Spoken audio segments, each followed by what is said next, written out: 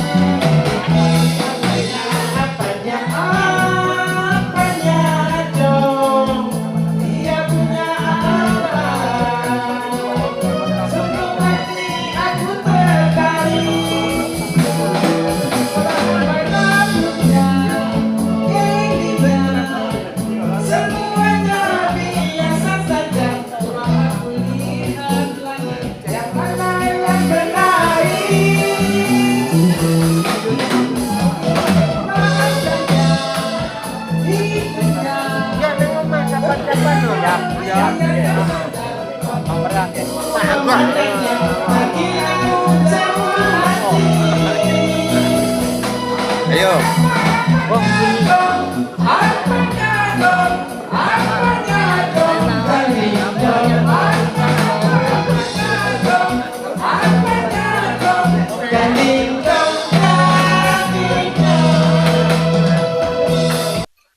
Malam hari ini kita akan berdiskusi di acara forum Sarasehan Budaya yang akan narasumberkan oleh tiga narasumber kita, yaitu ada Kiai Haji Muhammad Al-Fatih, kemudian Dr. Ahmad Sariyadi, kemudian ada Bapak Muhammad Susatyo. Yang kita khususnya menikah bola midi sepuh kita dikira aja tahun lalu ajeng panjenengan pun Bapak Wawan, kemudian Bapak Teguh dan Bapak Haryadi sedang rabu matur nuwun pun bahwa malam ini kita mengadakan saresian yang kesekian kalinya. Sudah tidak terhitung Pak ya, tapi saya kira dari tahun 2018 2020 terus kita kesini ya sekitar tahun itu. Pada malam hari ini sesuai dengan tema yaitu penyembelihan nafsu kebinatangan.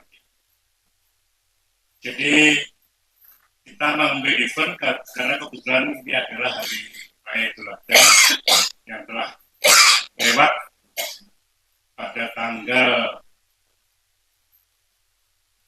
berapa kemarin? Nah, 17. Yang jelas tanggal 10 ya. Zulhijjah masih bilang. Jadi telah kita laksanakan perayaan yang Idul Adha, yaitu yang saya tahu dari puasa sampai dengan puasa Arafah, kemudian sholat Id Idul Adha, kemudian hari tasyrik sampai dengan kemarin terakhir yaitu potong hewan. Tapi barangkali mengingatkan kita semua bahwa sebetulnya apa sih hari raya Idul Adha itu, dan nanti beliau-beliau ini akan menyampaikan bahwa yang kita tahu bahwa kalau Idul Adha itu Idul Kurban, tokohnya pasti Nabi Ibrahim, Nabi Ismail, ada Mbak Sarah ya di situ. Sarah, kemudian satu lagi Siti Hajar, maaf Siti Hajar dengan Sarah. Nah, keempat tokoh itu setelah kejadian beberapa abad yang lalu sebelum Nabi Muhammad diutus ke bumi ini,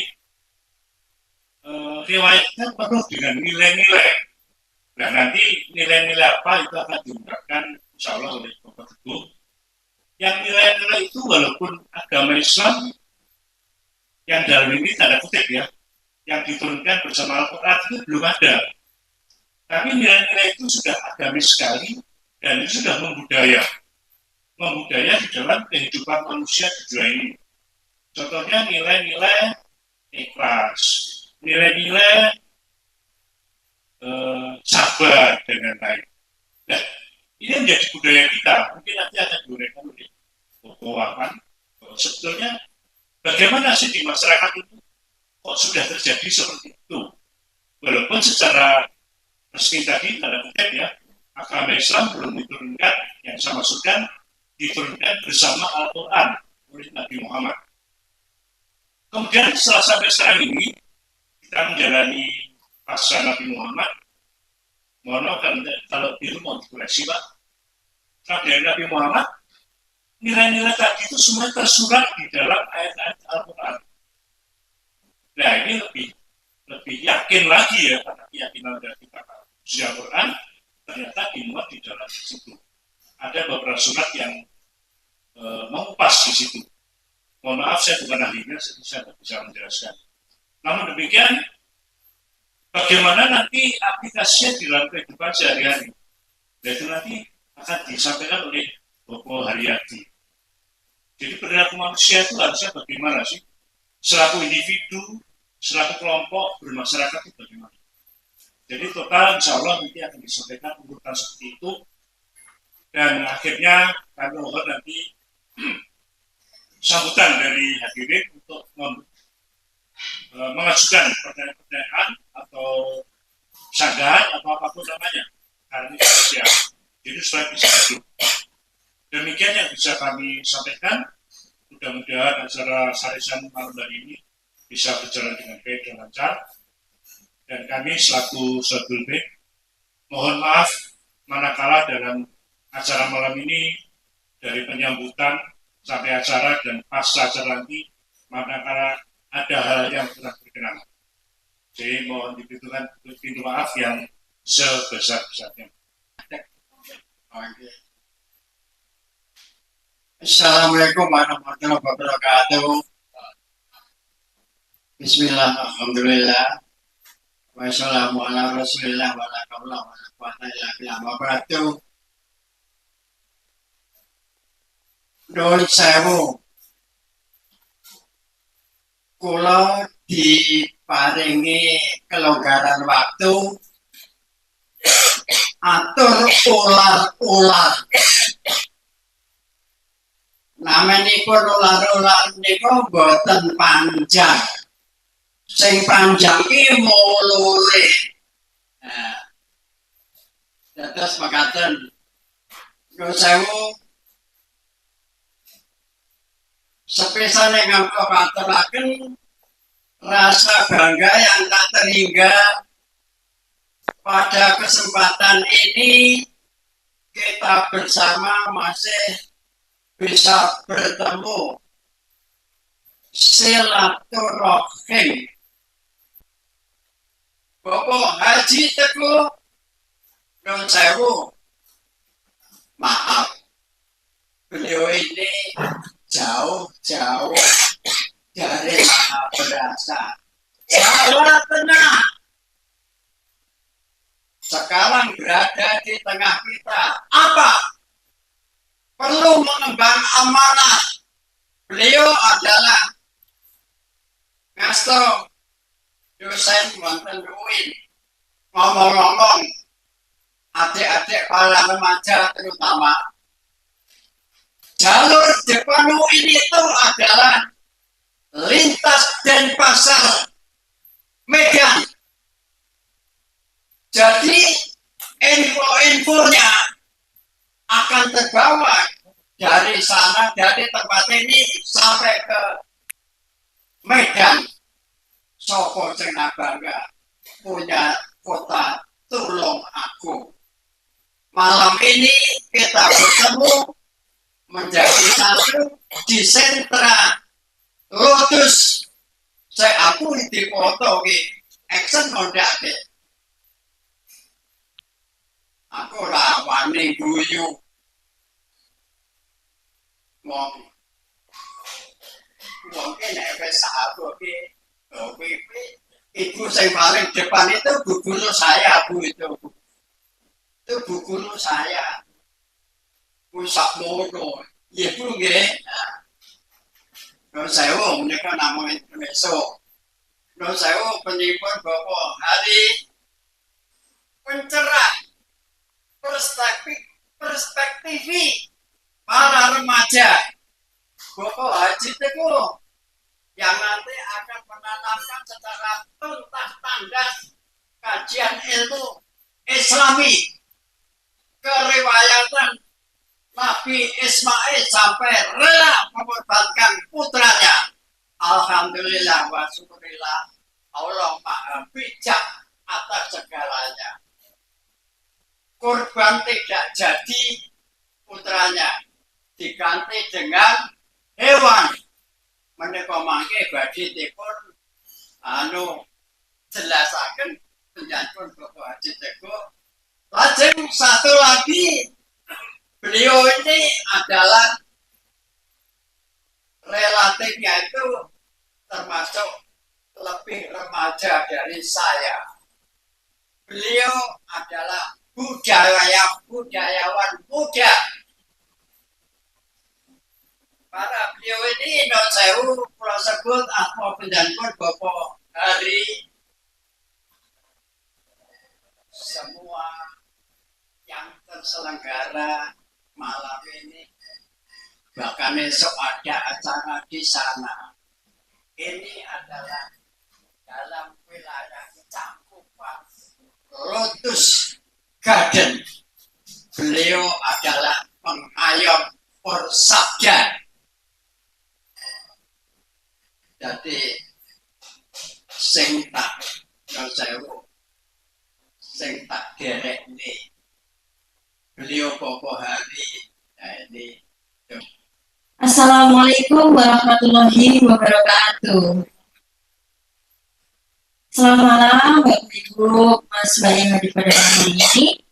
Pada malam hari ini akan terlaksananya forum sarasehan budaya yang dimana kita mengangkat tema atau judul yaitu menyembelih nafsu kebinatangan.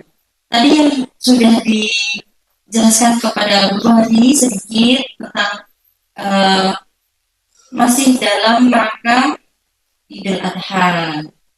Dan nanti ada narasumber kita yaitu ada Bapak Teguh, kemudian ada Bapak Haryadi, kemudian yang terakhir ada Bapak Wawan Susetio.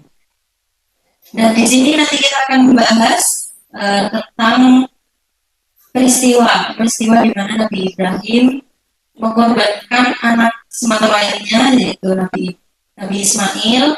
Nah, di mana ini bukan dimatikan tapi berkorban seperti itu, okay?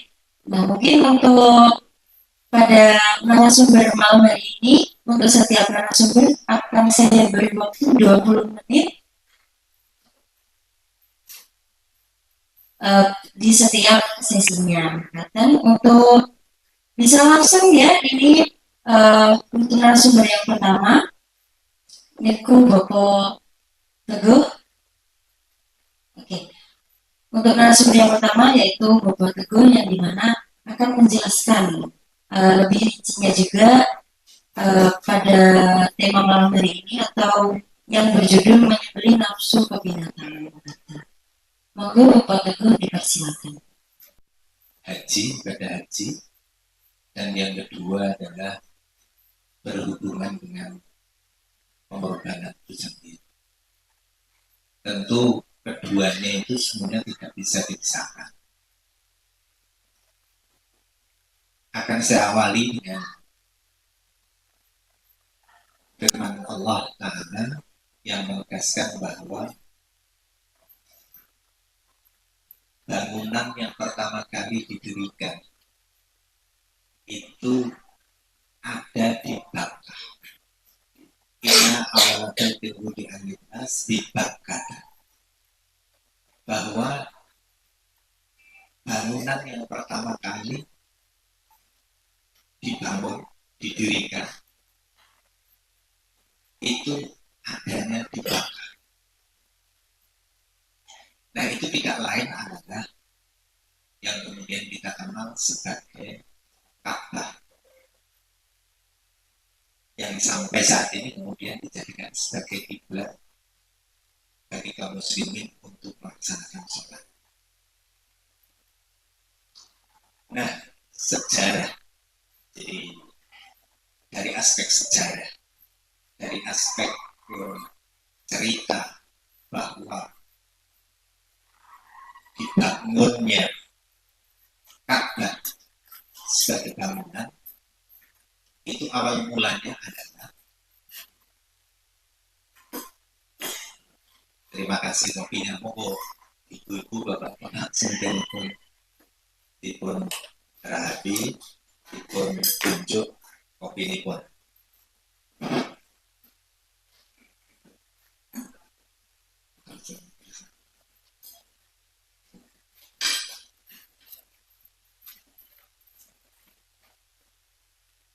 Nah awal mula kemudian didirikannya Ka'bah itu sejarahnya seperti ini. Jadi sejarahnya seperti ini. Ketika Allah Ta'ala itu kemudian mendesain alam itu yang kemudian akan dihuni oleh Adam dan Hawa,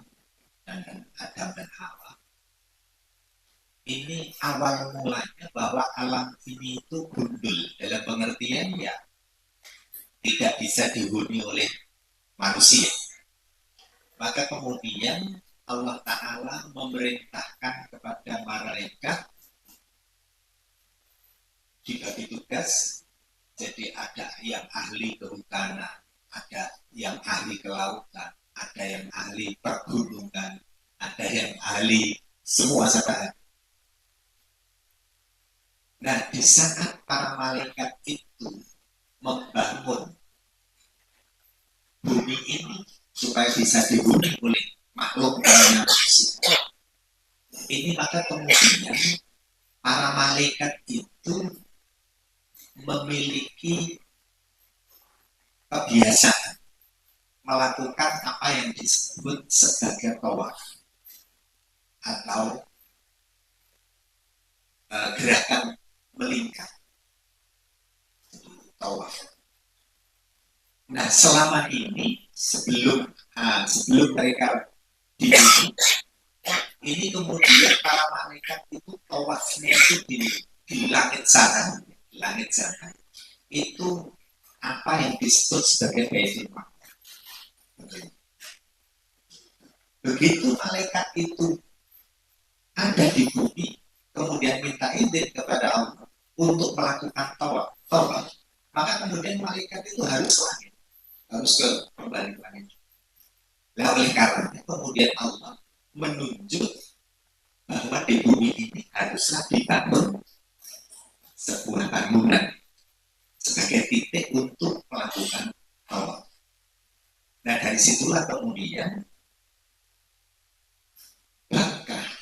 Jadi kita kenal apa yang dinamakan Makkah itu sesungguhnya bermakna dataran terendah di daerah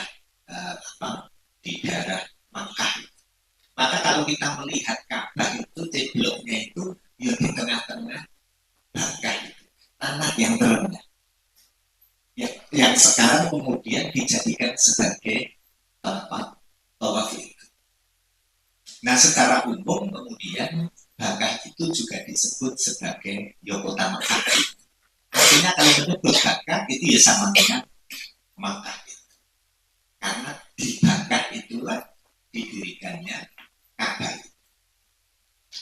Oleh karenanya, maka sesungguhnya tawaf, yang namanya tawaf,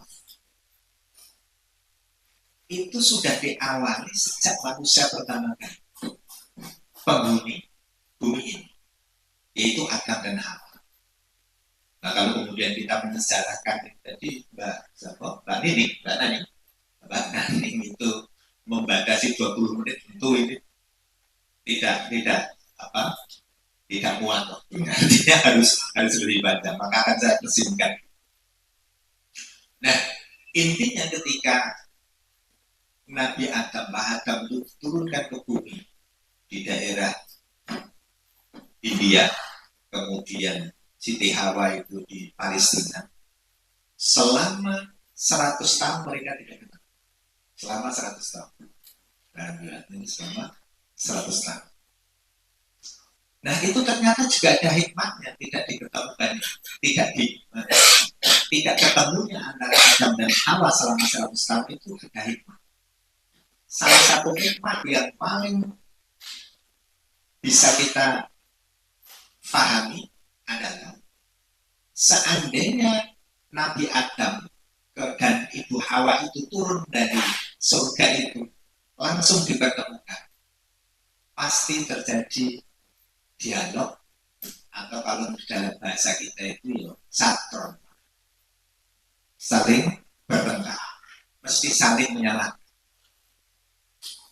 Jadi mungkin begini, siapa Ibu Hawa itu akan mengklaim bahwa Adam itu sebagai orang yang salah karena tidak tegas. Demikian juga bahwa mungkin akan menyalahkan Hawa karena apa? Karena di surga itu sudah apa saja diperbolehkan, jangan sekali-kali makan buah.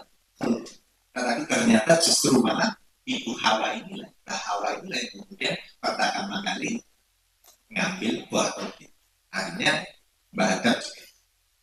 Artinya begini, ketika sepasang manusia laki perempuan itu ada salah satu yang salah, itu memang harus ada jarak dulu, jangan langsung ketemu. Karena apa? Dengan jarak itu orang yang dekat itu akan jadi rindu.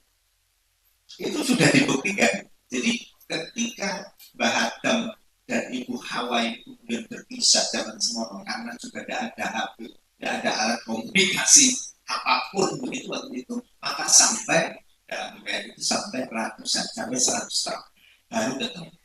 Nah, ketemunya itu mulai dari pertama itu dikenal dengan Mina. Di daerah Mina, mengapa kemudian disebut Mina? Itu awal bahasa Arabnya disebut adalah Muna itu harapan. Jadi Mbah Adam waktu itu punya harapan bahwa saya pasti akan ketemu dengan Hawa. Demikian juga Hawa itu juga kan punya harapan akan ketemu dengan Mas Adam. Terus kemudian berjalan sampai kemudian di Musdalifah. Musdalifah itu katanya tempat yang sudah dekat, hampir ketemu. Nah, baru kemudian setelah itu sampai ke Arafah, berjalan lagi sampai ke Arafah. Ketika di Arafah inilah kemudian Mbah Adam dan Ibu Hawa ketemu. Lebih tepatnya adalah di Jabal Rahmah. Atau kalau kita menyebut tentu itu ya bukit lah, karena tidak terlalu tinggi gitu. Nah, itu Jabal Rahmah.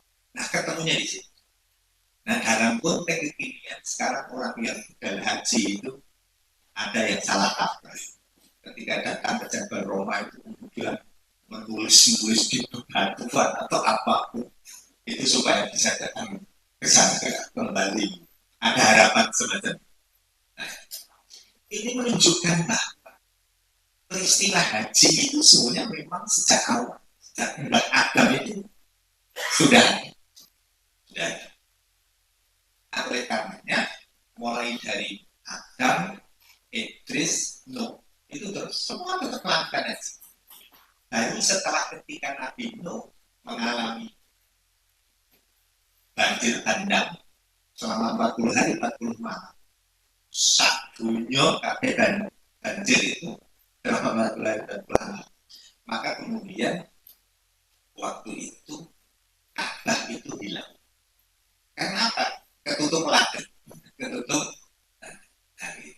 Nah, oleh karenanya setelah Nabi Nuh berarti Adam, Idris, Nuh, Hud, Soleh. Nabi Hud dan Nabi Soleh, Rasul Hud dan Rasul Soleh. itu dua rasul, dua nabi yang tidak melakukan tawaf, tidak melakukan haji. Kenapa? Karena waktu itu hilang. Nah, kita menyebut hilang itu kan sesungguhnya kita sendiri itu kehilangan duit, jadi kan hilang duit itu pindah membuat atau kita tidak tahu tempatnya kan gitu. Jadi waktu itu juga begitu. Karena apa?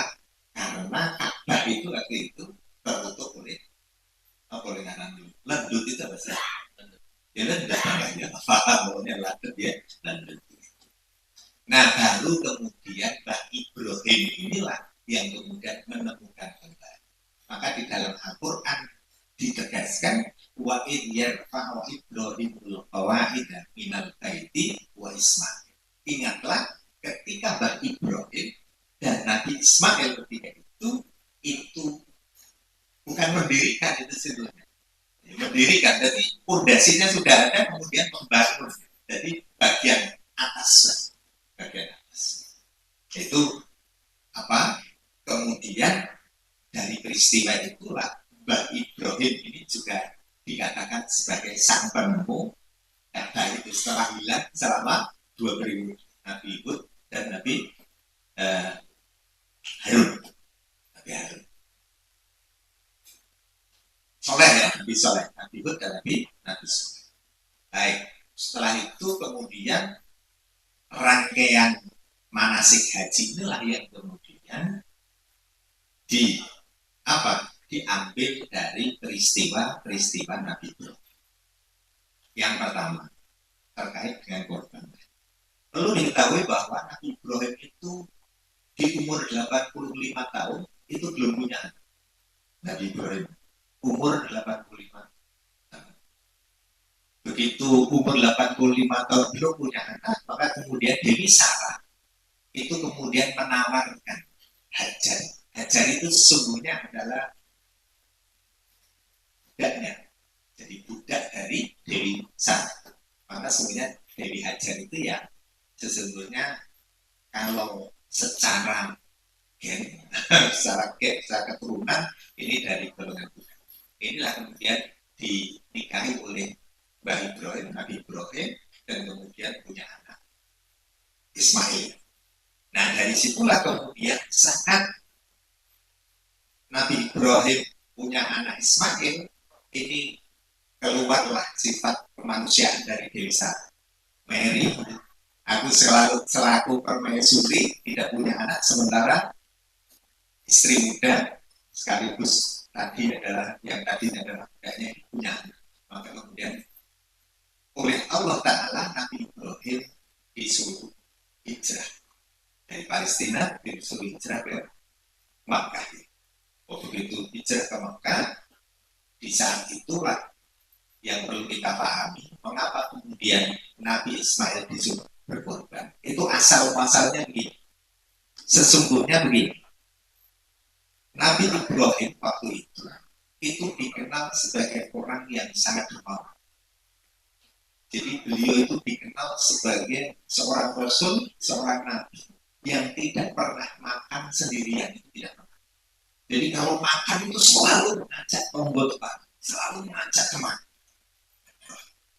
Bahkan kemudian karena memang saking kayanya Nabi Ibrahim, itu diriwayatkan bahwa Nabi Ibrahim itu pernah kurban 1000 kambing dan 300 unta. Sekaligus juga 300 unta dan juga 300 sapi. Maka kemudian banyak orang yang kemudian kagum betapa luar biasa pengorbanan Nabi Ibrahim, banyak sekali korban. Lalu muncullah sifat kemanusiaan dari Nabi Ibrahim. Dia katakan sifat kemanusiaan itu termasuk sifat belum penjelasan sedaya. Kalau penjelasan sedaya itu lomo terhadap sesuatu yang belum kita miliki. Tapi mau dengan penggali dia sesuatu yang belum kita miliki, seakan-akan kita itu akan lomo terhadap sesuatu yang belum kita miliki. Nah, waktu itu begitu. Saat Nabi Ibrahim itu belum punya anak, beliau itu korban luar biasa banyaknya. Bahkan yang istilahnya yang takjub, yang heran itu tidak hanya manusia, bahkan malaikat pun takjub, heran dengan kedermawanan. Nah, waktu itu keluarlah ucapan Nabi Ibrahim yang mengatakan jangankan hewan. Seandainya saya punya anak nanti, saya suruh korban, saya siap untuk mengorbankan. Nah, begitu. Nah, dari situlah kemudian terjadi ketika Nabi Ibrahim, Dewi Sarah, dan Ismail yang masih kecil waktu itu pindah ke Makkah di tanggal 8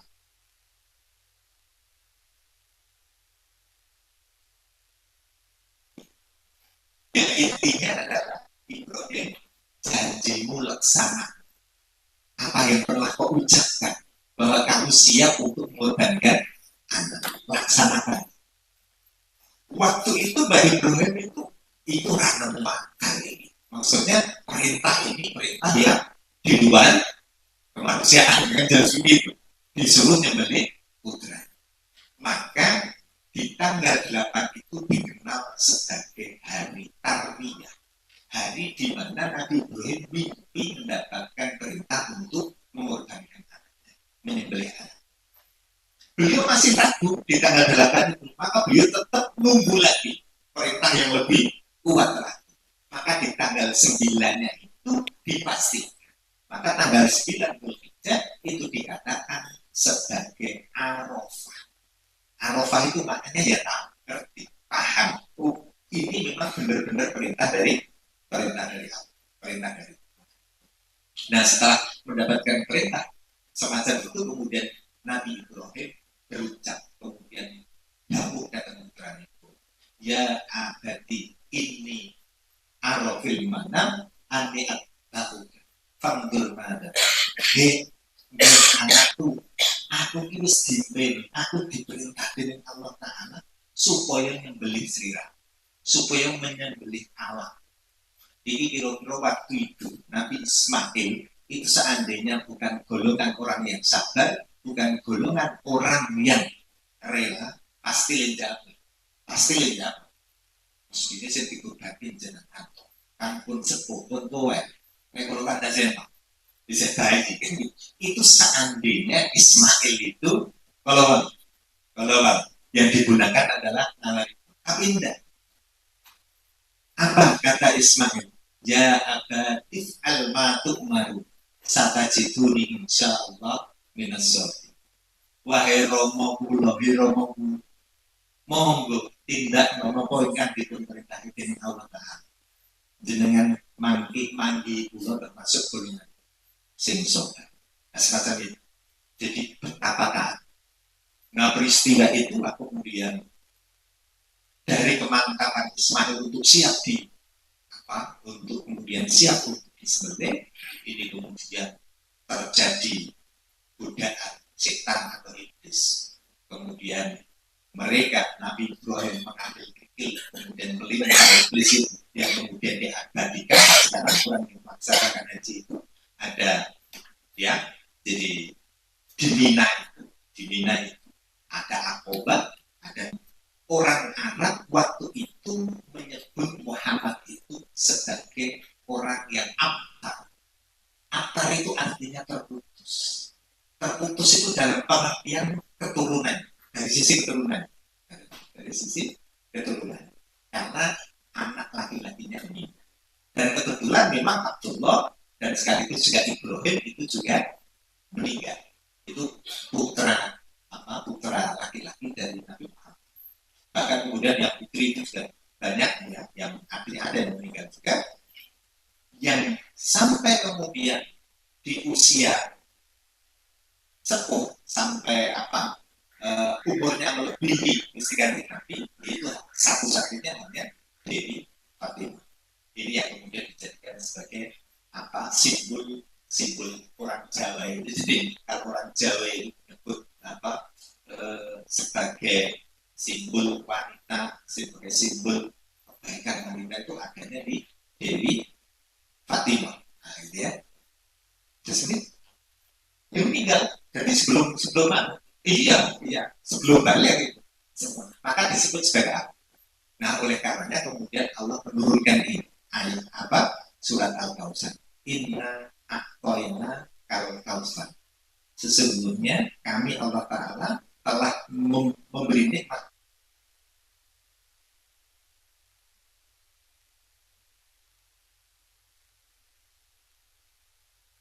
yang banyak. Tetapi sesungguhnya maknanya juga begini. Sesungguhnya kami telah memberi kenikmatan kepadamu Muhammad tentang apa? Telaga Kausar. Jadi Allah Ta'ala itu telah menjanjikan, menyediakan Nabi Muhammad di akhirat itu nanti mendapatkan telaga Kausar. Termasuk umatnya, umat yang dikasih oleh Rasul. Ini tentu akan mendapatkan bagian dari telaga Kausar. Tetapi juga makna di samping itu, makna luasnya juga bahwa Nabi Muhammad itu tetap saja diberi anugerah putri. Gimana Dewi Fatimah Az-Zahra. Inilah yang kemudian meneruskan keturunan Nabi. Maka keturunan Nabi itu hanya dari jalur Fatimah, dari jalur putri, dari jalur Fatimah. Yang saat ini yang saya menempatkan diri saya sendiri itu tidak ikut tidak ikut polemik dalam hal itu gitu ya. Jadi rebutan tentang keturunan mana yang lebih pas, mana yang merasa lebih dekat dan mana yang merasa lebih keturunan Nabi dan seterusnya. Sekarang antara Pak Lawan, mending ketika jenengan lihat TikTok itu, mending lu langsung gitu aja di scroll terus pokoknya langsung dihindari mau daripada apa? Daripada nanti ujungnya kita akan menyalahkan pada satu kelompok. Karena apa? Itu berbeda dengan tuntunan Gusti Kanjeng Nabi. Jadi tuntunan Gusti Kanjeng Nabi itu fatu baliman syaholahu ayu. Jadi bejo banget tumrap wong sing apa ketumpul mari introspeksi diri. Itu bejo. Jadi ketika kita menyalahkan orang lain, ketika kita menyalahkan orang lain, menunjuk pada orang lain, sesungguhnya orang lain yang kita tunjuk itu hanya satu jari, sementara 3 jari yang lain ke arah kita. Jadi ketika kita menyalahkan orang lain, itu sesungguhnya salah kita itu ada 3. Itu yang jarang disadari. Oleh karenanya dikatakan fatu baluan syaholahu ayu. Itu maka kemudian harus apa? Kita itu lebih banyak introspeksi diri daripada mengintrospeksi orang lain. Ini tadi apa? Soal inna atau inna bangsa. Lajeng yang kedua, fasolli lirobbika wan. Ini luar biasa. Fasolli lirobbika wan. Itu kalau hubungannya dengan organ fisik, bentuknya ya sebagaimana yang dicontohkan oleh Ibrahim ketika mau mengorbankan putranya, kemudian diganti dengan kambing, gitu ya, kambing. Sementara makna berkorban di sini ini sesungguhnya saat kita itu benar-benar menekan hawa nafsu yang ada di dalam diri kita, itu sesungguhnya juga bentuk pengorbanan. Jadi fasolli lirobbika wanhar. Sepanjang kamu itu masih sholat, ya harus terus berkorban. Itu maksudnya. Berkorban itu dalam pengertian apa? Berkorban kita itu benar-benar ngetep apa yang harus dibunuh. Yang harus dibunuh itu ternyata kambing. Kalau tidak kambing, sapi. Kalau tidak sapi, apa? Unta. Itu. Sapi, kambing, unta. Artinya apa? Artinya nafsu kebinakaan kita. Nafsu kebinakaan kita. Rojokoyo tadi sapi, kambing, unta. Sapi, kambing kita kenal. Kambing itu yang difikirkan hanya mangan, turu, mangan, turu. Gayem. Orang Jawa menyebut gayem. Bahkan saat tidak ada rumput pun tetap enggak jemi, macam itu ya, macam. Nah itulah yang nah sifat dari kambing, sapi dan seterusnya itu apa? Tidak tahu malu, menangi diri, pokoknya menangi diri, gitu kan? Jadi pokoknya nafsu binatang. Inilah sesungguhnya yang harus dikurban. Fasolli li rabbika wanhar, inna syani'aka huwal abtar. Nah, orang-orang yang memusuhi inilah orang-orang yang memusuhi orang yang mau berkurban, orang yang memusuhi orang yang mau beribadah, orang yang mau sholat, orang yang mau berdoa, orang yang memusuhi itulah mereka sesungguhnya yang abtar.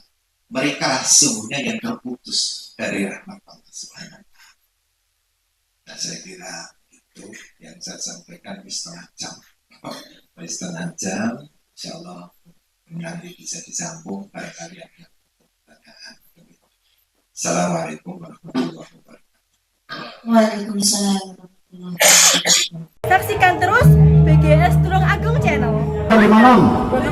Yes. Jangan lupa like, comment, and subscribe di YouTube ini.